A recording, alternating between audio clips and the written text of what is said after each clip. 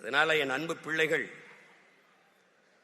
தமிழ் படிச்சா வேலை கிடைக்குமா, தமிழ் படிச்சா சோறு கிடைக்குமா, அதெல்லாம் பேசக்கூடாது. தமிழ் வேலையும் சோறும் அல்ல, தமிழ் நமக்கு உயிர் என்பதை அறிவு வகுந்த தம்பி தங்கையில் புரிந்து கொள்ளும். என் மொழியில் இல்லாத என்ன இருக்குது?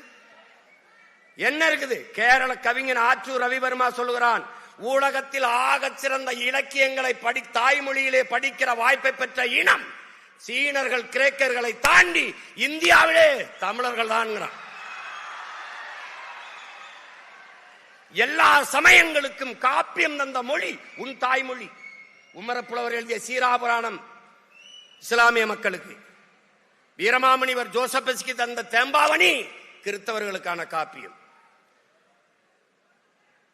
சிலப்பதிகாரம் பௌத்த காப்பியம், எழுதிய இளங்கோவடிகள் சமண துறவி.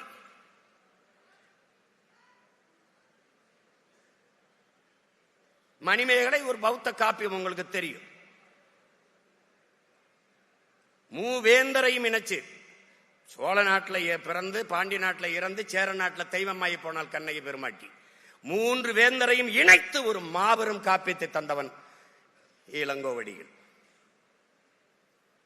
இதுல என்ன இல்ல? பகுருளி ஆற்றுடன் பன்மலை அடுக்கத்து குமரிக்கோடும் கொடுங்கடல் கொல்ல வடதிசை கங்கையும் இமயமும் கொண்டு தென் திசை ஆண்ட தென்னவன் வாழி உன் வரலாற்று பதிவு செய்கிறான்.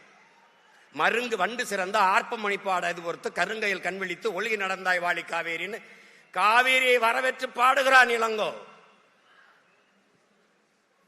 முல்லையும் குறிஞ்சியும் முறைமையில் திரியும் நல்லி எழுவிழந்து நிலம் நடுக்கமுட்டு பாறை எனும் படிமம் கொள்ளுங்கிறான். எவ்வளவு பெரிய அறிவியல், எவ்வளவு பெரிய புவியியலை பாடுறான் பார். முல்லையும் குறிஞ்சியும் மலையை அழிச்சு காட்டை அழிச்சிட்டீங்கன்னா நிலம் நடுக்குற்று நல் இயல்பை இழந்து பாலை எனும் படிமம் கொள்ளும். இன்னைக்கு என்ன ஆயிருது? ஒரு மலை இல்ல, வெட்டி தின்ட்டான். அதுக்கு பேரு குவாரி. வாரி வாரி மலையும் மண்ணை அள்ளி திங்கிறதுனால அதுக்கு பேர் குவாரின்னு வச்சுட்டான். அறிவு சமூகம் சிந்திக்க வேண்டாமா? உன்னால் உருவாக்க முடியாத ஒன்றை உனக்கு அளிக்கிற உரிமையை யார் தந்ததுன்னு கேட்கிறான் ஈஎப் சுமாஸ்டர். வளங்களை சுரண்டி கொழுப்பதையே வளர்ச்சி என்று கட்டமைத்தவன் யார்? கற்பித்தவன் யார்? காட்டை வெட்டி அழித்தால் நட்டு வைத்து விடலாம், தண்ணீரை உறிஞ்சி வைத்தால் தேக்கி வைத்து விடலாம்.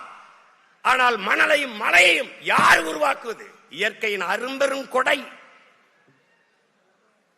மழை இல்லாத நிலம் பாலைவனமாகி விடும் என்கிற அந்த அடிப்படை அறிவில்லாதவர்களுடைய ஆட்சியை கொடுத்து விட்டு அல்லாடி கொண்டிருக்கிறோம்.